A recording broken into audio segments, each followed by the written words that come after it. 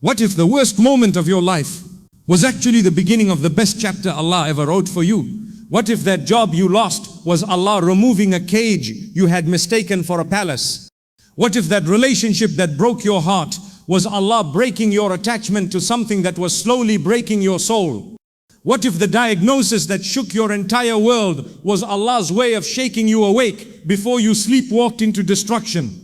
What if the door that slammed in your face was protecting you from a room full of poison? And what if right now, in this very moment, the hardship you are carrying, the weight that feels unbearable, the pain that feels permanent, what if that is not the end of your story, but the exact moment Allah is preparing to flip everything around?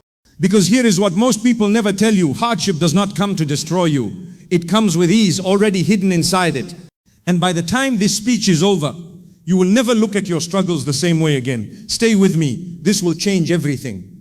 What if the most painful moment of your entire existence was not a sign that Allah had forgotten you, but the clearest sign that He was closer to you than He had ever been before? We live in a world that has taught us to run from difficulty. We have been conditioned to believe that if life is hard, something must be wrong.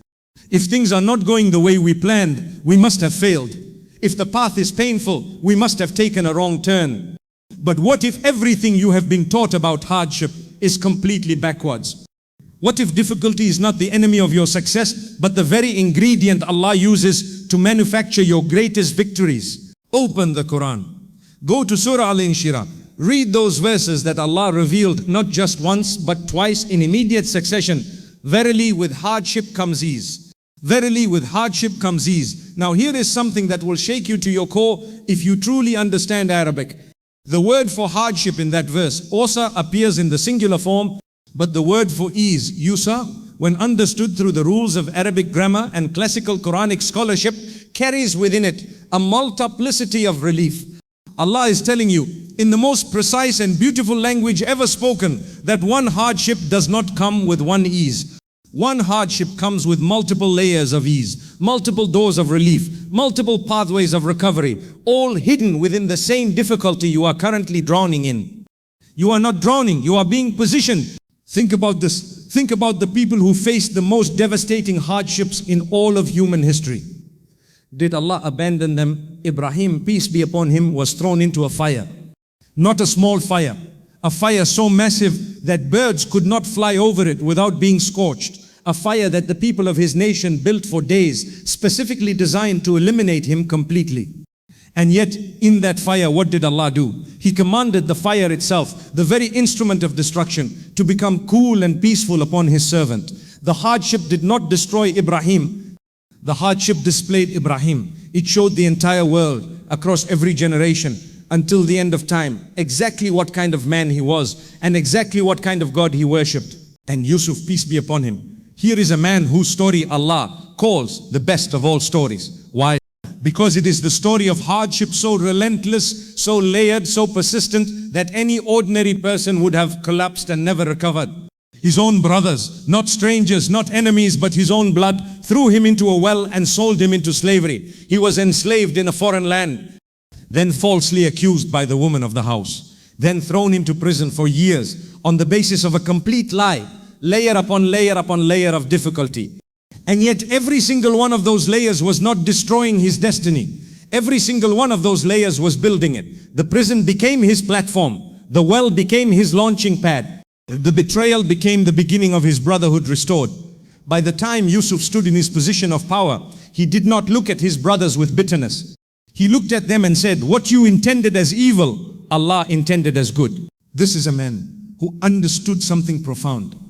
Hardship does not derail the plan. Hardship is the plan. Now bring it closer to home, bring it to your life right now.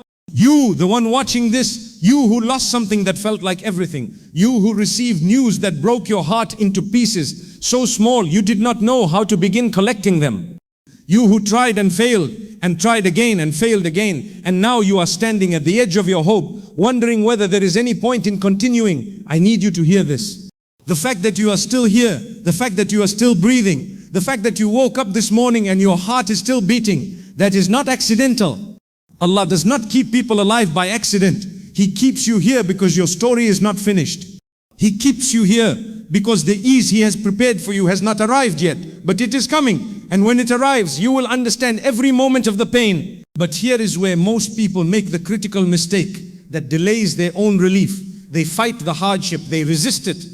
They spend every ounce of their energy asking, why me? When the more powerful question, the question that opens doors, is what for? Why me is a question that traps you in victimhood. What for is a question that opens your eyes to purpose. Every hardship Allah places in your path has a what for attached to it. What is this building in you? What is this removing from you? What distraction is this eliminating? What quality of character is this developing? What level of reliance upon Allah is this manufacturing inside your soul that no comfortable life could ever produce? Because here is the truth about comfort that nobody wants to admit. Comfort is beautiful. Comfort is enjoyable. But comfort left unchecked makes you spiritually soft. Comfort makes you forget. Comfort makes you drift slowly, quietly, imperceptibly away from the one who gave you the comfort in the first place. And Allah, out of His infinite mercy, sometimes removes the comfort not to punish you, but to protect you. Not to hurt you, but to hold you. Not to destroy your future, but to demolish the version of yourself that was never going to reach it. Think about your own life for a moment. Think about the hardships you faced years ago that terrified you at the time. Think about the things you lost that you were convinced you could never survive without. Are you not surviving?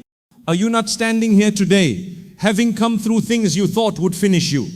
And looking back, be honest with yourself. Looking back, can you not see the mercy woven through what felt like madness at the time? Can you not see how Allah's hand was moving in the darkness, arranging things you could not see, closing doors that would have led you somewhere terrible, redirecting your steps onto a path your limited vision could never have chosen for yourself? This is the nature of divine wisdom. It operates on a timeline that does not match our impatience. It operates on a scale that exceeds our understanding. And it operates with a level of love that our hearts, in their limited capacity, often fail to recognize when it arrives wearing the face of difficulty. Now let us talk about patience, because this is where the conversation gets real. Patience is not just a virtue. Patience is not just something nice to have. Patience is the very mechanism through which ease is unlocked. When Allah tells you in the Qur'an, verily Allah is with the patient ones, that word with in Arabic, ma, it does not mean Allah is merely observing you from a distance. It means Allah is accompanying you. He is present with you in your patience. He is walking through the difficulty alongside you. And when you understand that the Creator of the universe is personally accompanying you through your hardship, how does that hardship look different? Does it not immediately shrink in significance when you understand whose company you are in? But true patience, genuine sabr, requires something that most people underestimate. It requires you to resist the urge to impose your timeline onto Allah's plan. We are human beings. We want relief now. We want the answer today. We want the door to open this week. And when it does not, we start to doubt. We start to wonder whether Allah heard our prayer. We start to whisper things to ourselves in the darkness of the night that we would never say out loud in the daylight. And those whispers, those moments of doubt and despair, those are the moments that require your greatest spiritual strength. Because Shaitan does not attack you at your weakest moments only. He attacks you at your most vulnerable, when you are almost through, when the ease is just around the corner, when Allah's relief is almost within reach. He attacks you then, hoping to make you give up one step before the breakthrough. Do not give up one step before the breakthrough. And then there is gratitude. And this might be the most counterintuitive and most powerful concept in this entire conversation. Most people understand gratitude as a response to blessing. You receive something good, you say Alhamdulillah, you thank Allah. Beautiful, correct, necessary. But the Quran points to something far more extraordinary. The Quran speaks of a level of faith where you are grateful to Allah not only for the ease but within the hardship itself. Where you look at your difficulty and you say, I do not fully understand this, the pain is real, the loss is devastating, and yet I trust you, and that trust is my gratitude. When you reach that level, something shifts, something breaks open.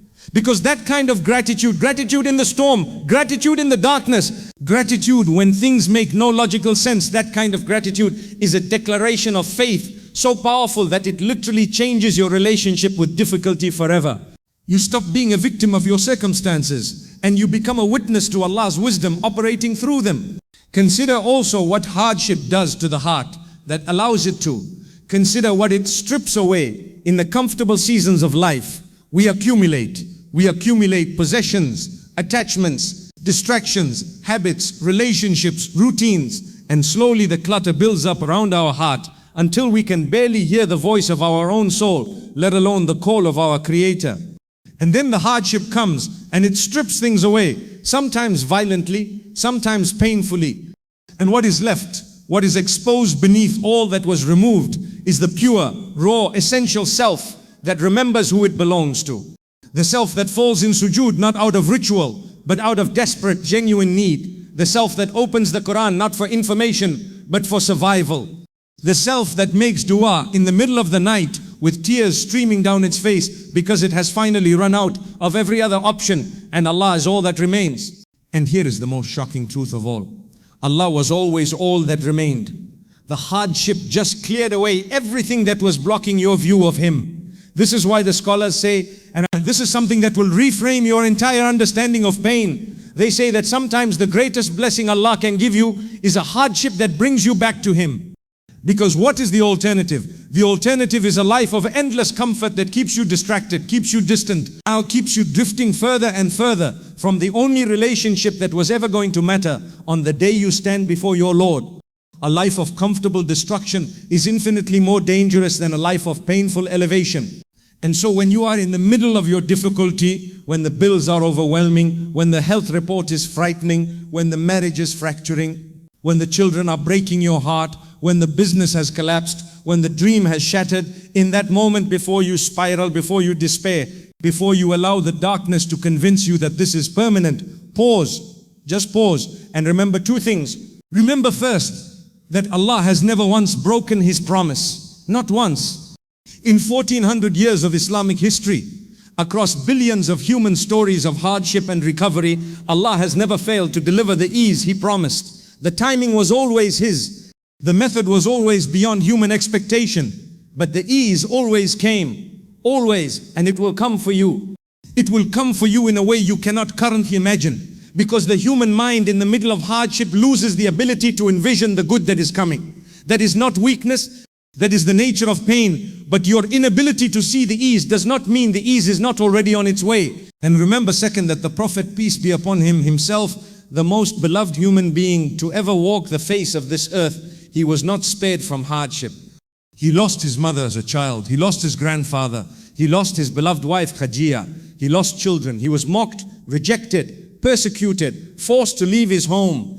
He had boots thrown at him, intestines of animals placed upon him during prayer, family members who became his enemies.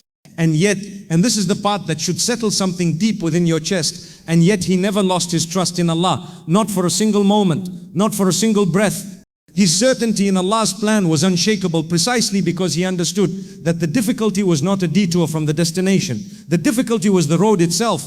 You are on the road, you are not lost, you are not forgotten, you are not being punished, you are being prepared. And the preparation is uncomfortable because greatness is uncomfortable.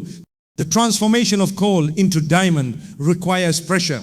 The transformation of an ordinary believer into someone extraordinary in the sight of Allah requires trials that would crush the version of you that existed before them. So walk through it. Walk through the hardship with your head held in dignity, your heart anchored in trust, your tongue moistened with dhikr, your knees strong enough to carry you to the prayer mat, and your eyes fixed not on the size of the difficulty in front of you, but on the greatness of the God who placed it there and who has already prepared your relief on the other side. Because I promise you, and more importantly, Allah promises you, with every hardship comes ease. The hardship is real, the pain is real, but so is the promise. And the promise is from the one whose word has never, not once, not ever been broken. Everything we have walked through today can be summarized in one transformative truth. Hardship is not Allah's rejection of you, it is Allah's investment in you. Every difficulty carries within it a hidden ease. Every closed door protects you from something dangerous. Every painful experience is a layer of preparation for something beautiful that your current eyes cannot see, but your heart, if you train it correctly, can begin to trust. The Qur'an's promise is not poetic language, it is a divine contract, and Allah does not break contracts. The patience you exercise today is the victory you will celebrate tomorrow. The gratitude you offer in difficulty today is the abundance you will receive tomorrow. The trust you place in Allah's plan today is the peace you will experience tomorrow. Do not give up. Do not despair. Do not allow the temporary nature of this difficulty to make you take permanent decisions. You are closer to your ease than you realize. Keep going.